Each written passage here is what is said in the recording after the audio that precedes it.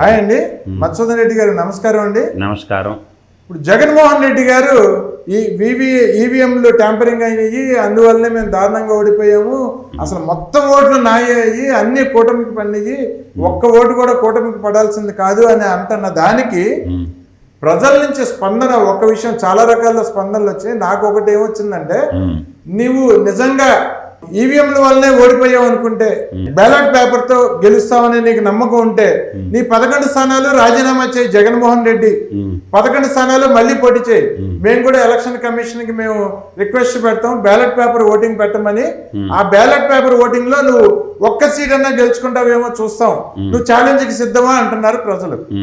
మనకేంటంటే ప్రజాప్రాతినిధ్య చట్టం 1951 ఉంది. అవును. ఇప్పుడు నీకు అనుమానం వచ్చింది, నువ్వేం చేయాలా? నువ్వు నిజమైన అంటే బట్టగాల్చి మొఖాన్ని వేయకుండా హైకోర్టుకి వెళ్ళి ఒక రిట్ పిటిషన్ ఏంటి, నా కాన్స్టిట్యున్సీలో జరిగిన ఎలక్షను ఈవీఎంలు ట్యాంపరింగ్ జరిగినాయి అని చెప్పి ఎలక్షన్ కమిషన్ ఆఫ్ ఇండియా మీద కేసు రిజిస్టర్ చేయాలి. నువ్వు మగోడు అయితే కేసు రిజిస్టర్ చేయాలి, నువ్వు మగోడు అయితే కేసు రిజిస్టర్ చేయాలి. అప్పుడు ఏం చేస్తారంటే, ప్రతి ఓటుకి ఈవీప్యాట్ ఏ గుర్తుకు పడింది ఓట్లు వచ్చింది. అవును, ఓకేనా? ఓటర్ అందరు చూశారు, నేను వేసినప్పుడు స్పష్టంగా చూశా. ఈవీప్యాట్లు లెక్కేసామనుకోండి, ఇప్పుడు కౌంటింగ్లో వచ్చిన ఫిగర్కి ఈవీప్యాట్లో వచ్చిన ఫిగర్కి సమానం కాలేదనుకోండి, అప్పుడు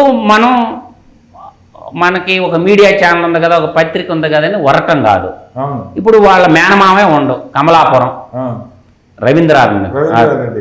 ఇప్పుడు మేనమామ అల్లుడు మేనల్లుడు పోయి ఎందుకు ఇప్పుడు 11 మందిని పక్కన పెట్టానంటే వాళ్ళు ఏరే సభ్యులు, మీరిద్దరు ఏంటి రిట్టు? మా కమలాపురం కాన్స్టిట్యున్సీలో ఒకటి ఓడిపోయింది, ఒకటి గెలిచింది. ఆ కమలాపురంలో గెలిచినోడు మా బంధువే, మా మేనమామ కూతుర్ని ఇచ్చిన చైతన్య వాళ్ళకి.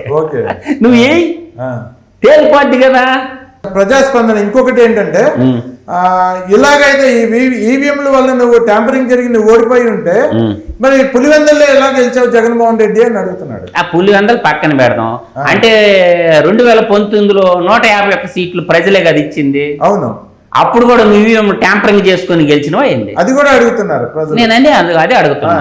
పెద్ద డిఫరెన్స్ ఏం లేదు కదా అప్పటికిప్పటికే, కాకపోతే 10% సీట్లు పెరిగింది, 10% పెరిగింది, ఓటింగ్ డిఫరెన్స్ 10% పెరిగింది. ఇప్పుడు నీ అరాచక పాలన, నీ విధ్వంస పాలన చూసి భరాంచలేక తెలుగు జాతి కన్న మిడ్డలో అమెరికా నుంచి, లండన్ నుంచి, దుబాయ్ నుంచి లక్షలు ఖర్చు పెట్టుకొని ఓటేయటానికి వచ్చారు. హైదరాబాద్ నుంచి, పూణే నుంచి, ఢిల్లీ నుంచి, మద్రాసు నుంచి, బెంగళూరు నుంచి తండాలుగా వచ్చి నీ విధ్వంస పాలక చరమ గీతం పాడిపోయారు. సిగ్గులేని మాటలు మాట్లాడటం ఎందుకు? మరి ఇంకో వ్యక్తి ప్రసన్న నల్లబోతు అనే వ్యక్తి, ఆయన ఒక కామెంట్ పెట్టారు, ఈవీఎంలు బొంగు పోషణ అనే మంగళవారం మాటలకు కట్టిపెట్టి జగన్మోహన్ రెడ్డి కొన్ని నెలల క్రితం బ్యాలెట్ పేపర్ పద్ధతిలో జరిగిన ఎమ్మెల్సీ ఎన్నికల్లో టీడీపీ నీ సీమలోనే 3 ప్రాంతాల్లోనే గెలిచింది, అది కూడా నీ బోన్లపుల్ ఇలాకాలో కూడా గెలిచింది.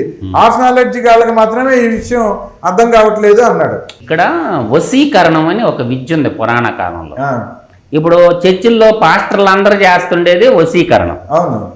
ఇవాళ కొంతమంది స్వామీజీ వేషాలు కడతారు కదా, ఇప్పుడు వాడు చేతబడులు స్వామి ఉండ కదా విశాఖపట్నంలో, వాడు బ్యాట్లు అల్లుకునేవాడు స్వరూపానంద, వాడు చేతబడులు స్వామి. ఆయన యాక్చువల్ గా బ్యాట్లు అల్లుకునేవాడు కాదు, ఆయన వాళ్ళ అన్న బ్యాట్లు దుకాణం, ఈయన బ్లాక్ టికెట్లు అమ్ముకునేవాడు. బ్లాక్ టికెట్ లో వాడు పెండాకుడు, గంజాయి పొట్లాలు కూడా అమ్మేవాడు. సరే ఏదో ఒకటి అమ్మిండలే ఆ చేతబడులు స్వామి అంట. వాడిని ఒకప్పుడు మేము కోర్టుకు పిలిపించాము. నాకు బీపీసీ వాడు దేవుడు అని చెప్పుకొని తిరుగుతుంటే తెలంగాణ హైకోర్టులో మీద కేసు ఉంది. ఇప్పుడు ఆడండి దేవుడు అని చెప్పుకొని తిరుగుతుంటే, ఒరే నువ్వు దేవుడు ఎట్టయి నువ్వు చెప్పరా అంటే, నాకు షుగర్ బీపీ అన్నాడు జడ్జి ముందు. ఒరే నువ్వు దేవుడు అయితే షుగర్ జబ్బు తగిలించుకోలేవు నువ్వు ప్రజలు అంటే, ఈ వశీకరణం అనమాట. ప్రజల్లో భారత సమాజంలో కొంచెం ఆర్థిక వనట ఈ మతాన్ని అడ్డం పెట్టుకొని, కులాన్ని అడ్డం పెట్టుకొని ఇంకెల్లా కాలం సాగదు అండి. ఎందుకు చెప్తానంటే, ఈరోజు విజ్ఞానం పెరిగింది, ప్రతి ఒక్కరి చేతిలో అరిచేతిలో వైకుంఠం ఉంది. వైకుంఠం అంటే అది కాదు, అరిచేతిలో వైకుంఠం సెల్ ఫోన్ ఉంది, మినిట్ టు మినిట్ ఏం జరిగేది చూస్తుంది. ఇంకా గుణహీనులు మాత్రమే కుల ప్రస్తావన తెస్తారు, గుణహీనులు మాత్రమే మత ప్రస్తావన తెస్తారు. దేశం అభివృద్ధి చెందాలా, అందరికి ఉపాధి దొరకాలనే ధ్యేయంతో ప్రపంచం ముందుకు పోతా ఉంటే ప్రపంచమంతా కుగ్రామం అయిపోతే ఇంకా కులాలు మతాలు ఏంటండి ఈ కాదు. కానీ ఈవీఎంల వల్లే ఓడిపోయాను అని జగన్మోహన్ పచ్చి అబద్ధం. కన్నులార్పకుండా అబద్ధం చెప్పటంలో జగన్మోహన్ రెడ్డిని మించిన వ్యక్తి ఈ ప్రపంచంలో మరొకడు పుట్టడు. 730 హామీలు ఇచ్చి 9 హామీలు మాత్రమే నెరవేర్చి 721 హామీలకి పంగనామాలు పెట్టి 99% నేను హామీలన్నీ నెరవేర్చిన అబద్ధాలు ఎడ చెప్తాను చూసావా. అందువల్ల ఏంటంటే ఈ జగన్మోహన్ రెడ్డికి ఒక్క ఛాన్స్ అని తెలుగు ప్రజలు కరుణిచ్చి దయదలిచి జాలి చూపించి 2019లో రాష్ట్రాన్ని వాడి చేతిలో పెడితే విధ్వంసం చేసిండు. 5 సంవత్సరాలు కళ్ళు మూసుకుంటే మళ్ళీ నేనే ముఖ్యమంత్రిని అవుతానని వాడి జీవితంలో ముఖ్యమంత్రి కాడు, రాసి పెట్టుకో. అంటే 5 సంవత్సరాలు కళ్ళు 5 కాదు, జగన్మోహన్ రెడ్డి బతికున్నంతకాలం ఇంకా ముఖ్యమంత్రి కాడు. కళ్ళు మూసుకోవాల్సిందే అంటారు. అంతే, కళ్ళు మూసుకోవాలి జీవితకాలం. కళ్ళైనా ముక్కు కూడా మూసేసుకోమని, ఏదన్నా మూసుకోమను, వాడు నవరంధ్రాలు మూసుకోమను, నాకు అభ్యంతరం. జగన్మోహన్ రెడ్డి అనేవాడు ఇంకా భవిష్యత్తులో ముఖ్యమంత్రి అయ్యే ప్రసక్తే లేదంటారు. లేదు. ఓకే, థ్యాంక్ యూ అండి, మంచి విషయం చెప్పారు. Thank you sir.